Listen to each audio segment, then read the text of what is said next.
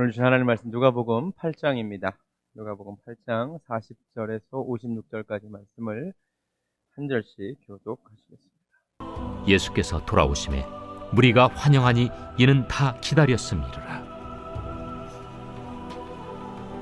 이에 회당장인 야이루라 하는 사람이 와서 예수의 발 아래에 엎드려 자기 집에 오시기를 간구하니 이는 자기에게 12살 된 외딸이 있어 죽어가미로라. 예수께서 가실 때에 무리가 밀려들더라. 이에 12해를 혈루증으로 앓는 중에 아무에게도 고침을 받지 못하던 여자가 예수의 뒤로 와서 그의 옷가에 손을 대니 혈루증이 즉시 그쳤더라. 내게 손을 댄 자가 누구냐? 다 아니라 할 때에 베드로가 이르되 주여, 무리가 밀려들어 미나이다. 내게 손을 댄 자가 있도다. 이는 내게서 능력이 나간 줄 알미로다. 여자가 스스로 숨기지 못할 줄 알고 떨며 나아와 엎드리어 그 손댄 이유와 곧 나은 것을 모든 사람 앞에서 말하니 딸아, 네 믿음이 너를 구원하였으니 평안히 가라. 아직 말씀하실 때에 회당장의 집에서 사람이 와서 말하되 당신의 딸이 죽었나이다. 선생님을 더 괴롭게 하지 마소서. 예수께서 들으시고 이르시되 두려워하지 말고 믿기만 하라. 그리하면 딸이 구원을 얻으리라. 그 집에 이르러 베드로와 요한과 야고보와 아이의 부모 외에는 함께 들어가기를 허락하지 아니하시니라. 모든 사람이 아이를 위하여 울며 통곡하매 예수께서 이르시되 울지 말라. 죽은 것이 아니라 잔다. 그들이 그 죽은 것을 아는 고로 비웃더라. 예수께서 아이의 손을 잡고 불러 아이야, 일어나라. 그 영이 돌아와 아이가 곧 일어나거늘 예수께서 먹을 것을 주라 명하시니 그 부모가 놀라는지라. 예수께서 경고하사 이 일을 아무에게도 말하지 말라.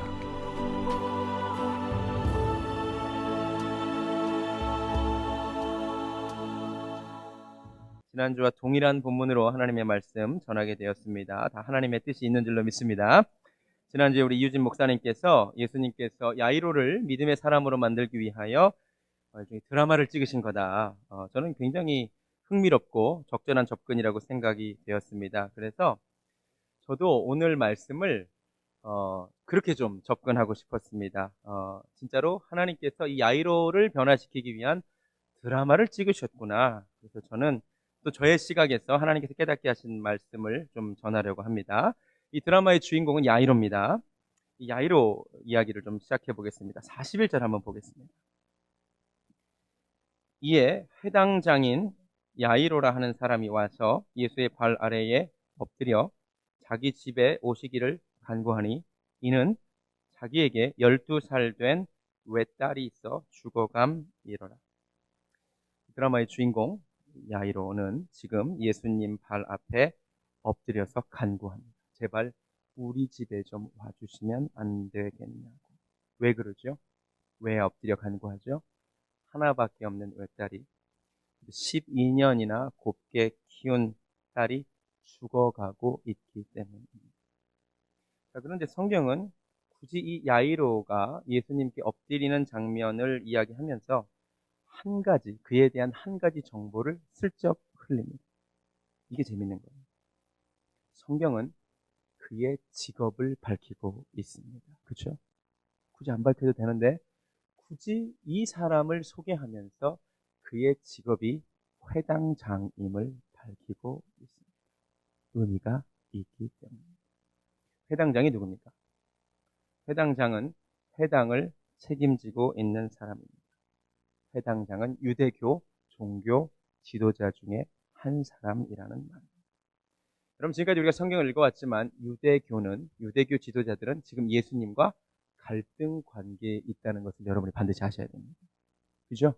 그럼 회당장이라는 말은 지금까지 예수님의 사역을 조금 적대시하는 그 유대교 사람들의 일부라는 걸 여러분이 반드시 알아야 돼요. 평소 같으면 예수님께 무릎 꿇을 사람이 절대 아니다라는 말이 여기에 숨겨져 있는 거죠. 그래서 이 드라마가 재밌는 거예요. 게다가 이날이 예수님과 야이로의 첫 만남이 사실 아니에요. 이전에 만난 적이 있습니다. 우리 누가복음 4장 한번 가보시죠. 누가복음 4장. 잘 보세요. 14절. 누가복음 4장 14절. 예수께서 성령의 능력으로 갈릴리에 돌아가시니 그 소문이 사방에 퍼졌고, 예수님의 주 사역지는 갈릴리 지역입니다. 근데 15절, 친히 그 여러 회당에서 가르치시니. 주님이 갈릴리 여러 회당을 다니시면서 뭐 하셨대요? 가르치셨대요. 그러면 야이로가 회당장으로 있는 회당에도 방문하셨을까요? 안 하셨을까요? 하셨을 가능성이 매우 높습니다. 제 말 이해가 되세요? 구면일 가능성이 높습니다. 특별히 16절 한번 보실래요? 예수께서 그 가난하신 곳 나사렛에 이르사 안식일에 늘 하시던 대로 회당에 들어가사. 네. 나사렛이라는 곳에서도 회당에 들어가십니다. 야이로는 이곳 회당이 회당장일 가능성도 있는 거죠. 성경이 말하고는 있지 않지만. 근데 이 나사렛 회당에서는 무슨 일이 있었느냐? 주님이 이사야서를 핀 다음에 메시아에 관련된 예언을 읽으십니다. 그렇죠? 주의 성령이 내게 임하셨으니. 그렇게 하신 다음에 21절에 이 글이 오늘 너희 귀에 응하였다 이렇게 반응합니다. 사람들의 반응이 어땠는지 잘 보세요. 28절. 사람들이 분노합니다. 회당에 있는 자들이, 그러니까 유대교에 종사하는 사람들이, 유대교 예배에 참석한 사람들이 이것을 듣고 다 크게 화가 나서 일어나 동네 밖으로 쫓아내어 그 동네가 건설된 산 낭떠러지까지 끌고 가서 밀쳐 떨어뜨리고자 합니다. 자, 나사렛 회당에서는 예수님이 아주 험한 일을 겪습니다. 그렇죠? 나사렛 회당에서는 예수님이 내가 바로 메시아다, 메시아에 관련된 글이 예언이 오늘 이루어졌다 그러니까 이 나사렛 회당 사람들은 난리가 나서 막 분이 나서 예수님을 나가라 그러고 밀쳐서 낭떠러지에 떨어뜨리기까지 합니다. 혹시 야이로가 이 나사렛 회당의 회당장이었을 가능성도 있어요. 그렇죠? 모르지만 6장으로 가보시겠습니다. 6장 6절에 또 다른 회당에서는 이런 일이 있었습니다. 또 다른 안식일에 예수께서 회당에 들어가서 가르치실 때 이번에는 거기 오른손 마른 사람이 있습니다. 여기서 무슨 일이 벌어진지 기억하실 겁니다. 예수님이 오른손 마른 자를 안식일날 고치시니까 사람들이 어떻게 반응합니까? 왜 안식일날 병 고치냐고. 이때도 예수님에게 적대하는 모습들을 보이게 됩니다. 이 회당의 회당장이 야이로였을 가능성도 있습니다. 모르겠어요. 그러나 확실한 것은 누가복음 4장 15절에 기록된 대로 예수님이 갈릴리 지역 여러 회당을 다니시면서 가르쳤기 때문에 야이로와 예수님은 분명히 구면입니다. 이전에 만난 적이 있습니다. 자, 그러면 예전에 야이로가 그냥 회당을 지키는 회당장일 때 예수님에게 취한 그의 태도는 어떠했을까요? 야이로의 태도가 적대적이었을 가능성이 매우 높습니다. 야이로는 유대교 지도자라니까요. 유대교 회당에서 사람들이 예수님께 적대적이잖아요. 분명히 야이로도 회당장으로서 예수님께 적대적이거나 아니면 별 관심이 없거나 했을 것입니다. 이 사실을 알고 오늘 본문을 읽으면 매우 재미있습니다. 왜냐하면 오늘 야이로는 예수님 발 앞에 엎드려 있기 때문입니다. 절대 적대적이지 않죠. 제발 나 좀 도와달라고 간구하고 있습니다. 왜요? 무엇 때문에? 이유는 간단합니다. 자기에게 문제가 생기기 때문에. 잘 들으세요. 예수라는 인물에게 전혀 관심이 없었던 사람이, 어쩌면 예수를 비판적인 시각으로 바라봤었을 사람이, 그래서 혹은 회당 밖으로 밀어냈을 수도 있었던 사람이 지금은 예수 발 앞에 엎드립니다. 왜? 사랑하는 내 딸이 죽어가고 있고 사람들이 말하기를 그 문제를 해결할 수 있는 유일한 길은 예수님밖에 없다는 말을 들었기 때문입니다.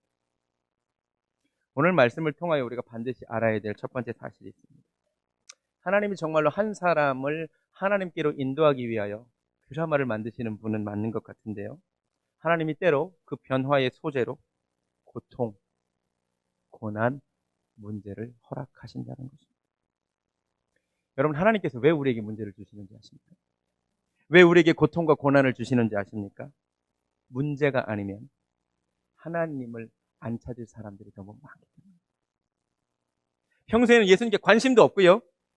관심 없을 뿐만 아니라 적대적이기까지 한 사람들이 언제 예수님을 찾느냐?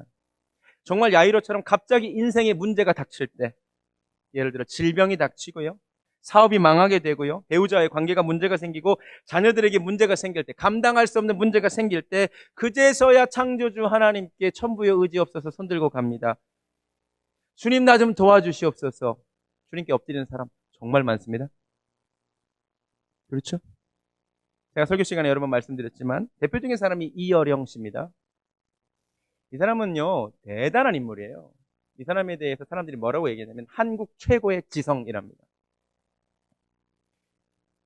혹자는 이 사람을 일컬어 5,000년 역사 가운데 가장 창조적인 한국인이다라고까지 얘기했습니다. 굉장히 잘 나가고 똑똑한 사람. 그런데 이 사람이 이렇게 잘 나갈 때 그는 예수님에게 별 관심이 없고 굉장히 객관적인 태도를 취하고 때론 적대적이기까지 합니다. 하나님이 이 사람 바꾸기 위해서 드라마를 만드시는데 어떤 드라마를 만드시느냐? 고통과 고난을 허락하십니다. 자기 딸에게 문제가 생깁니다. 자기 손주에게 문제가 생깁니다. 바로 그 고통과 고난 때문에 이 사람이 하나님 앞에 엎드립니다. 예수 믿는 사람이 되지. 정근모 장관이라고 있어요. 아주 대단한 천재입니다. 제가 언젠가도 말씀드렸는데 이분이요 별명이 평생 1등. 꼴찌라는 별명은 있어도 그렇죠. 이분은 평생 1등. 이 사람이요 비평준화 시절에 경기중, 경기고 다 수석 입학하신 분이고요. 심지어 고등학교는요 좀 시시해서 6개월만 다니고 검정고시로 고등학교를 마치신 분이고요. 남들 고1 나이에 서울대 물리학과를 차석으로 들어간 분이에요. 1부 때도 그랬지만 우리 교회는 무슨 이야기를 해도 전혀 놀라지 않는 정말 놀라운 교회예요. 놀라운 거 아니에요? 미국에 가서 석사를 건너뛰고 미시간 주립대 박사 과정에 들어가서 그 박사를 3년 만에 맞춰요. 얼마를 더 말씀드려야 놀라시겠습니까? 23살의 나이에 미국에서 교수가 되고요. 한국과학기술원 설립을 추진한 사람. 와우! 그렇죠? 더 놀라운 것은 이 사람은 수업 들을 때 필기를 안 한대요. 필기를 안 하고 듣기만 한대요. 여러분들 필기 잘 안 하시나 봐요. 그렇죠? 그런데요. 이 사람 이렇게 똑똑하고 잘날 때 이게 좀 안 돼요. 찾을 이유가 없어요. 굉장히 객관적인 태도를 취하죠. 종교 뭐 있으면 좋고. 그런데 그의 삶에 하나님이 드라마를 만드세요. 그의 삶에 어려움이 닥칩니다. 아들도 IQ가 152의 천재인데 15살 때 신장병이 생깁니다. 그래서 아버지가 아들을 사랑하니까 신장을 이식해 주는데 부작용이 생겨요. 그래서 애가 15살 나이에 깊은 좌절을 경험하고 자살을 2번 치료해요. 모든 것이 내게 채워졌을 때 하나님을 찾지 않던 이 정근모 씨가 그의 삶에 처음으로 자식에게 닥친 고난 때문에 인생에서 처음으로 교회를 찾아요. 그리고 하나님 앞에 엎드려요. 하나님 정말 살아계시면 나 좀 도와주시라. 그리고 그 고백 끝에 그가 하나님을 정말 만나고 예수 믿는 사람이 돼요. 이 사람이 우리 성결교단 장로예요. 삼성제일교회 장로입니다. 그래서 뭐라고 얘기하냐면 나를 하나님 앞으로 나오게 한 이 아들이 진짜 효자다. 이 사람의 인생에서도 주님이 드라마를 만드시는데 고통이라는 소재를 사용하죠. 성경도 보면 요나가 하나님이 부르는데 멀리 도망갔던 요나가 언제 기도하느냐 그가 물고기 됐어요. 고난이 닥쳤을 때 그는 비로소 기도합니다. 사무엘의 어머니 한나가 왜 기도합니까? 브린나는 왜 기도 안 합니까? 이유는 하나. 브린나는 고통이 없어요. 아기를 잘 낳아요. 한나는 아기를 못 낳아요. 나는 마음이 슬픈 여자. 그래도 그 고난 때문에 하나님을 찾아요. 하나님이 한 사람을 변화시키기 위하여 고난을 즐겨 소재로 사용하세요. 그래서 우리 기독교는 아주 독특하고 놀라운 고난관을 가지고 있어요. 그게 뭐냐면 고난이 유익할 수 있다는 거예요. 시편 119편 한번 가보실까요? 시편 119편 71절 이 말씀 기억하세요? 아주 독특한 고난관이에요. 시편 119편 71절 구약성경 893페이지 정도 있습니다. 고난당한 것이 내게 유익이라. 이로 말미암아 고난으로 말미암아 내가 주의 율례들을 배우게 되었나이다. 아멘. 고난이 유익이 될 수 있대. 왜? 고난으로 말미암아. 고난이 아니었으면 내가 하나님 찾지 않았을 텐데 고난으로 말미암아 내가 하나님을 찾게. 왜 나만 겪는 고난이냐고 불평하지 마세요. 고난을 통해 주님 만나는 은혜가 있기를 바랍니다. 그것이 고난 뒤편에 우리를 기다리고 있는 축복. 물론 가장 좋은 것은 하나님께서 내 인생에 고난이라는, 고통이라는 소재를 쓰시기 전에, 고통이라는 레파토리를 사용하시기 전에 하나님께 돌아가는 것이 물론 지혜롭겠죠. 야이로를 위한 드라마의 두 번째 소재는 지체하심. 하나님이 야이로에게 고통만 주실 것이 아니라 이 드라마를 잘 보니까 지체하시네요. 그렇죠? 야이로는 마음이 급해 죽겠죠. 빨리 내 딸이 죽어가니까 주님이 빨리 우리 집에 오셔서 내 딸을 고쳐주셨으면 좋겠는데 주님은 지체하시네요. 그죠? 지나가다가 혈루병 앓는 여인을 만나서 그 여인을 고쳐주시고 그 여인과 대화하느니라고 시간을 쓰시네요. 성경을 보면 주님이 이 지체하심, 기다리게 하심이라는 소재를 또 얼마나 많이 쓰시는지 몰라요. 나사로가 병들었다는 얘기를 주님이 들으세요. 성경 읽어보세요. 주님이 그 말을 듣고도 지체하세요. 기다리세요. 아브라함이 아이가 없어서 아이 좀 달라고 그렇게 애타는데 하나님이 아이를 늦게 해주세요. 노아가 100세나 돼야 아이를. 노아보다 아브라함이라고 했어요. 500세 돼서 아들을 얻은. 이렇게 해주세요.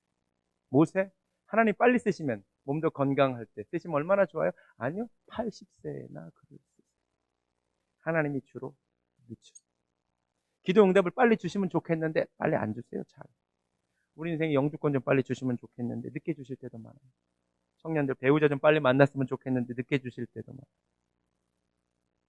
기다리게 하십니다. 왜요? 저는 지난주에 우리 이유진 목사님 이 부분을 매우 잘 설명했다고 생각합니다. 긴 기다림의 시간은 사실은 하나님도 기다린 시간이고요. 무엇을 기다리셨어요? 믿음이 우리에게 생기기를 하나님 기다리신다. 그렇죠? 기다림의 시간을 통하여 하나님을 신뢰하기를 배울 수 있는 거죠. 그래서 저는 이 말씀을 묵상하다가 이 하나님의 지체하심, 기다리게 하심을 통하여 배우게 되는 하나님에 대한 교훈이 또 있다라고 생각합니다.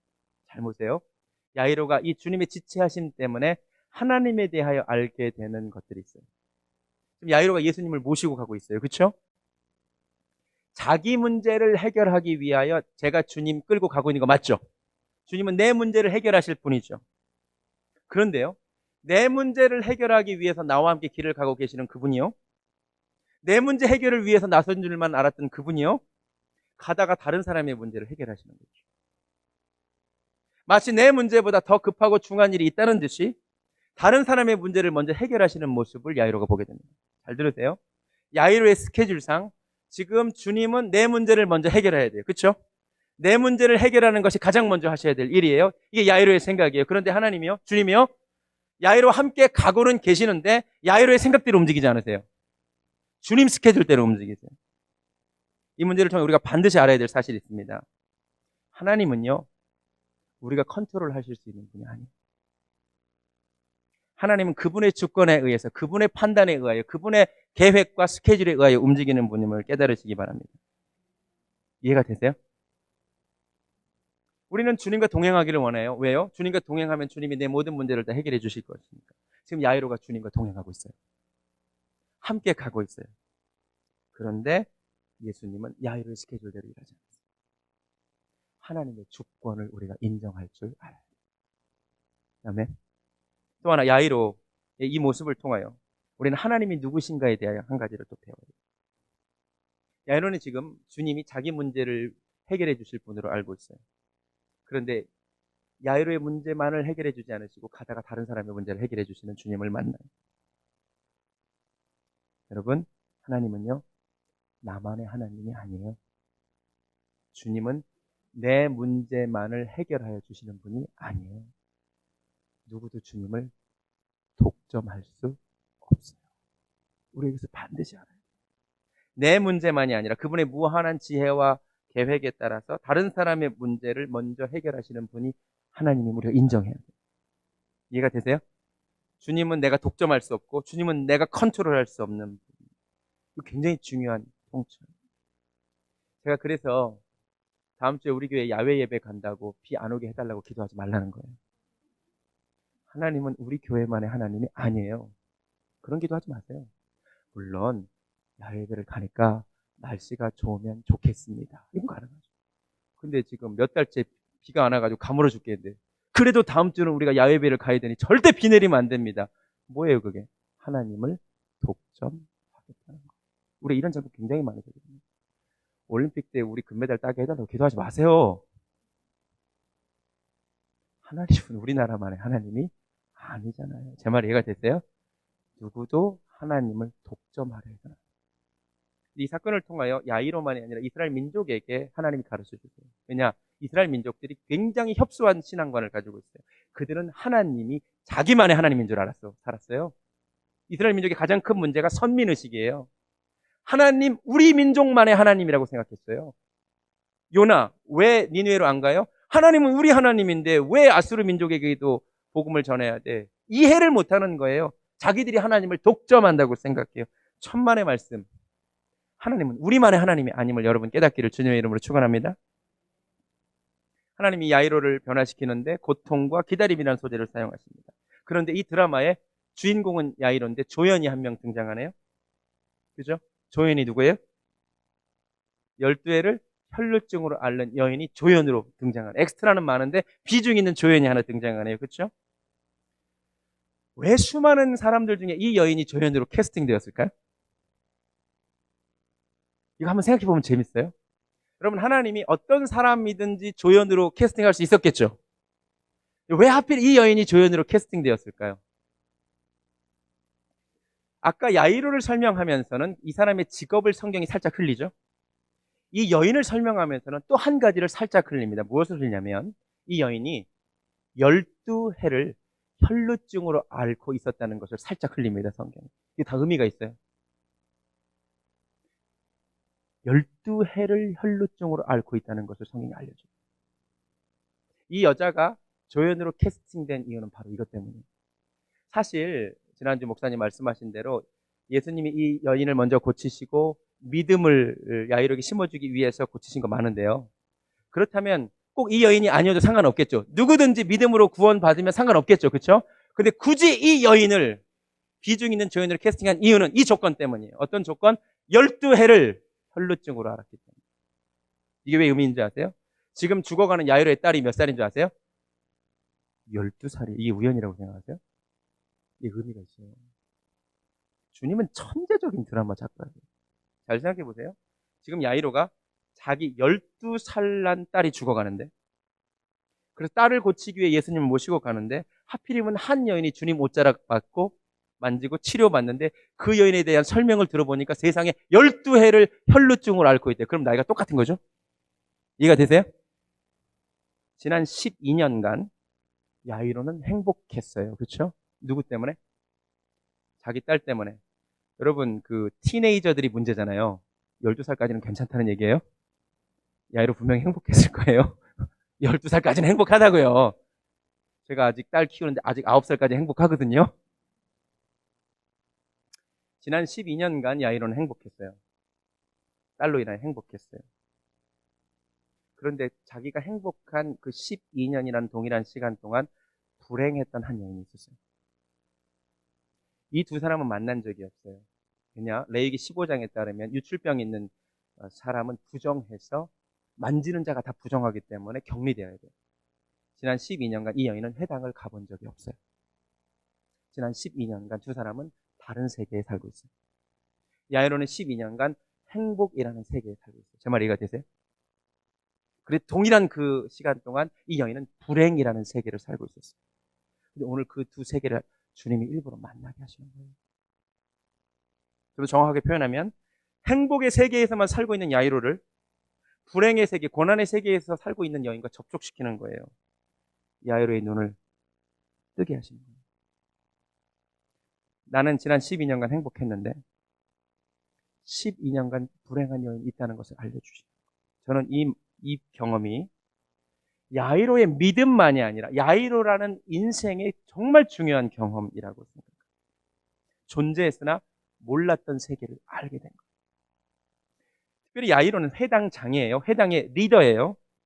이 경험이 그에게 얼마나 소중한 경험인지 몰라요. 앞으로 야이로는 성경에 더 이상 등장하지 않지만 분명히 야이로는 이 경험 이후에 더 좋은 회당장이 되었을 거예요. 내가 행복한 시간에 누군가는 불행할 수 있다는 것을 안다는 것은 인생에서 굉장히 중요한 경험이에요. 고난을 겪으면서 이전에 몰랐던 아픔의 세계를 알게 되었기 때문입니다. 제 이야기에서 죄송해요. 제가 보시다시피 연소하고요. 경험도 부족하고요. 많이 부족해요. 근데 그래도 훨씬 더 많이 부족했는데 지금 조금 나은 목회자가 되어가고 있다고 생각해요. 근데 하나님이 그렇게 만드시는 과정에도 고통이라는 소재를 저에게 사용하셨어요. 아시다시피 제가 사실 누나를 굉장히 좋아하거든요. 우리 오남매가 굉장히 끈끈한데 특별히 제가 우리 누나를 참 좋아했어요. 참 좋은 사람이거든요. 누나가 2년 한 3개월 전에 갑자기 죽었어요. 너무 아팠어요. 지금 너무 그리워요. 보고 싶어요. 그동안 저 말고도 가족을 잃어 아파하는 사람들이 있었을 거예요. 그런데 그 세계는 저하고 상관없는 딴 세계였어요. 제 말 이해가 되세요? 그런 세계가 분명히 존재했는데 가족을 잃은 아픔의 세계는 저하고는 상관없는 세계였다고요. 목회 현장에 엄연히 존재하는 세계인데 저는 그 세계와 만난 적이 없었다고요. 그런데 누나의 죽음을 통하여 제가 이전에 몰랐던 그 세계와 만나게 돼요. 그 경험 이후 저에게 한 가지 변화가 생겼어요. 그게 바로 이전에 없었던 공감과 위로의 능력이에요. 제가 이전에요, 사람들을 잘 위로를 못해줘요. 지금도 잘 못하긴 하지만 예전에 더 못했어요. 누가 아픔을 겪고 어려움을 겪었다 그러면요, 제가 굉장히 경청을 해요. 잘 듣고 얼마나 힘드시냐고 하는데 별로 위로를 못 받으시더라고요. 분명히 진심으로 합니다. 제가 고난을 겪고 나서 이전에 없던 능력이 생겼는데 특별히 가족을 잃은 사람들, 아픔을 겪은 사람들과 대화할 때 제가 많은 얘기 안 해요. 저도 그런 아픔이 있다고. 나도 우리 누나가 갑자기 죽었다. 그러면 이전에 없던 놀라운 위로와 감동이 그 대화 가운데 있어요. 이게 고난의 신비예요. 더 나은 위로자가 되는 거죠. 여러분, 하나님은 정말 위대하신 분이에요. 정말 놀라우신 분이에요. 야이로의 믿음만이 아니라 야이로라는 사람을 더 나은 사람을 이걸 통해 만드시는 거예요. 우리 중에 말할 수 없는 고난을 겪고 괴로우신 분 계세요? 왜 나만 겪는 고난이냐고 불평하지 마세요. 고난의 뒤편에 하나님의 축복이 있는데 그게 내가 누군가를 위한 상처 입은 치유자가 되는 거예요. 할렐루야. 이 여인을 좀 더 집중해 볼게요. 이 여인은 사실 조연이에요. 분명히 조연인데요. 잘 보면 주연 같은 조연이에요. 왜 드라마들 보면 주인공보다 더 빛나는 조연 있잖아요. 사실 이 본문에요, 야이로보다 이 여인이 더 빛나요. 사실요, 별로 야이로에게 배울 게 별로 없어요. 근데 이 여인에게 배울 것 되게 많아요. 뭘 배워야 되느냐? 제가 보기에 이 여인에게 간절함과 포기하지 않음, 이걸 배워야 돼요. 마가복음 5장 한번 가보실래요? 마가복음 5장은 누가복음이 얘기하고 있지 않은 한 가지를 이 여인에 대해 알려줍니다. 마가복음 5장 25절부터 볼까요?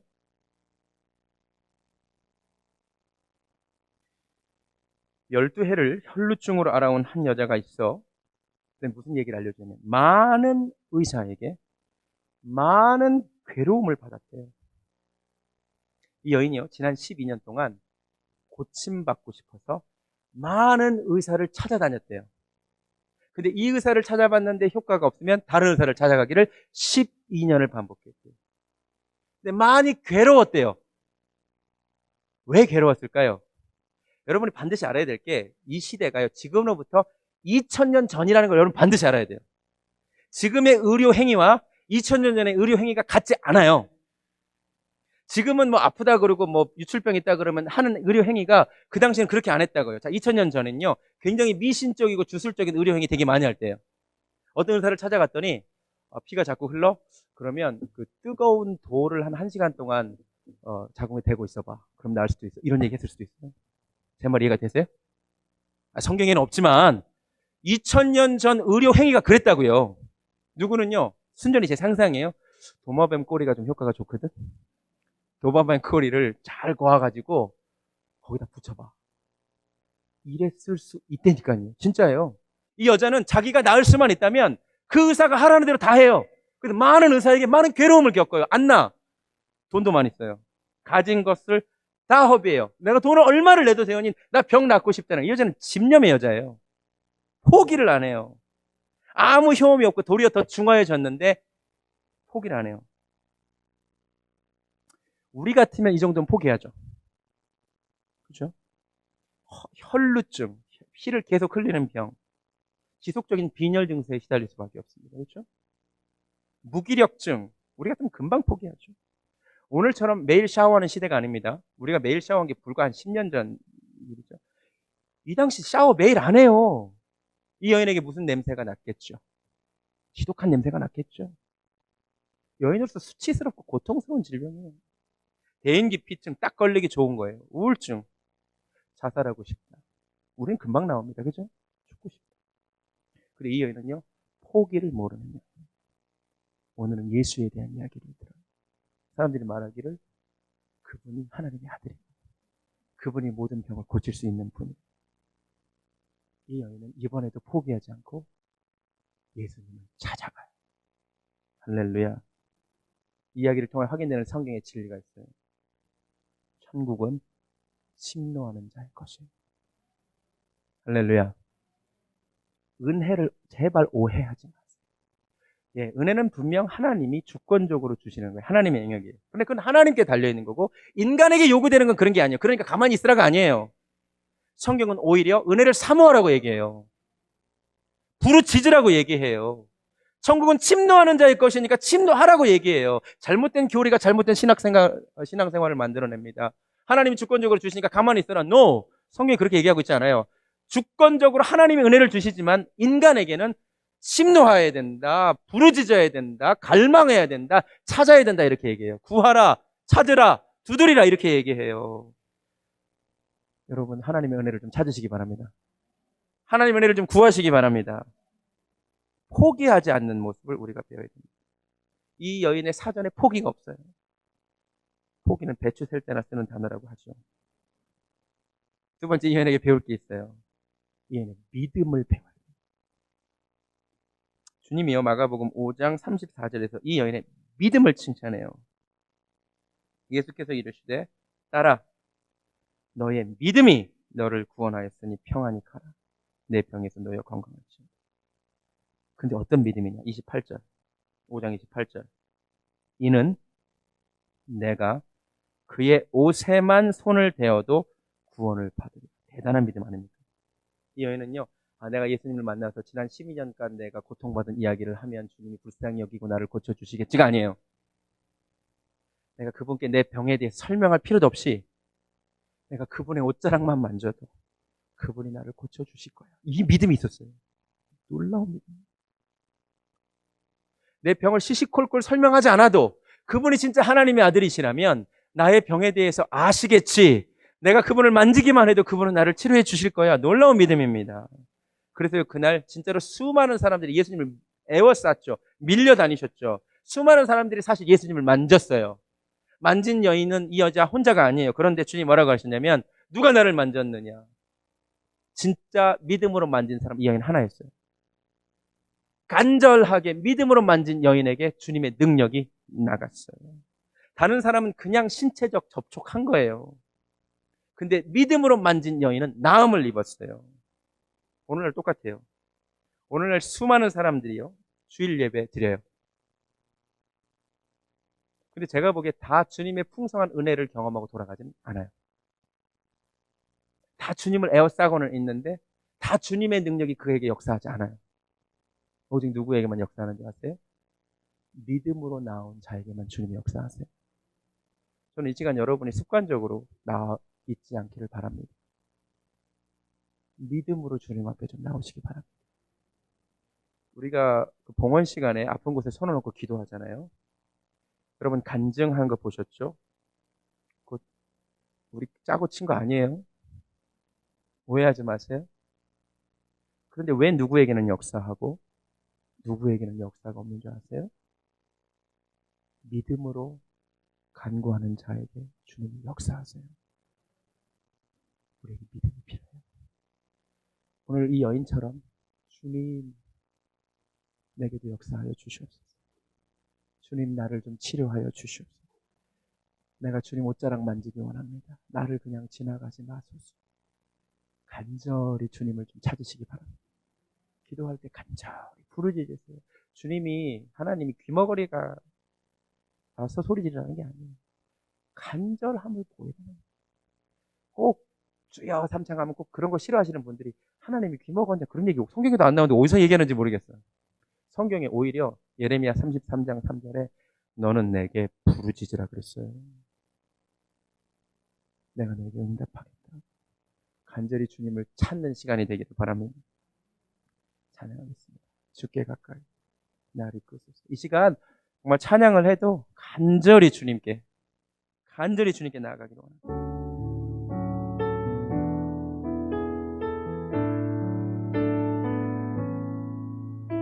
주께 가까이 나를 이끄소서. 간절히 주님만을 원합니다. 채워주소서. 채워주소서. 주의 사랑을 진정한 찬양 드릴 수 있는 한 번 더 찬양합니다. 주께 가까이 갑니다. 주께 가까이 나를 이끄소서. 간절히 주님만을 원합니. 주님 내가 주님 만져주시기를 원합니다. 채워주소서. 주의 사랑을 진정한 찬양 드릴 수 있는 주님 내가 목마릅니다. 목마른 나의 영혼 주를 주님 나를 만져주소서. 나의 맘 만져주소서. 주님만을 원합니다. 주님만을 더 원합니다. 더 원합니다. 나의 맘 만져. 우리 간절히 두 손 들고 찬양합니다. 목마른 나의 영혼 목마른 나의 주님 갈망합니다. 주를 부르니 나의 맘 만져 주소서. 주님만을 내가 원합니다. 주님만을 더 원합니다. 더 원합니다. 나의 맘 만져 주소서. 아버지 하나님 감사합니다. 야이로를 주님께 엎드리는 자로 만들기 위하여 그에게 고난을 또 기다림을 허락하신 하나님, 내 인생에 이해할 수 없는 고난이 닥칠 때 그 고난에 넘어지지 않고 그 고난을 통하여 주님 만나는 우리들 되게 하여 주시옵소서. 그 기다림을 통하여 더 나은 신앙인, 더 나은 인격, 성숙한 인격 되게 하여 주시옵소서.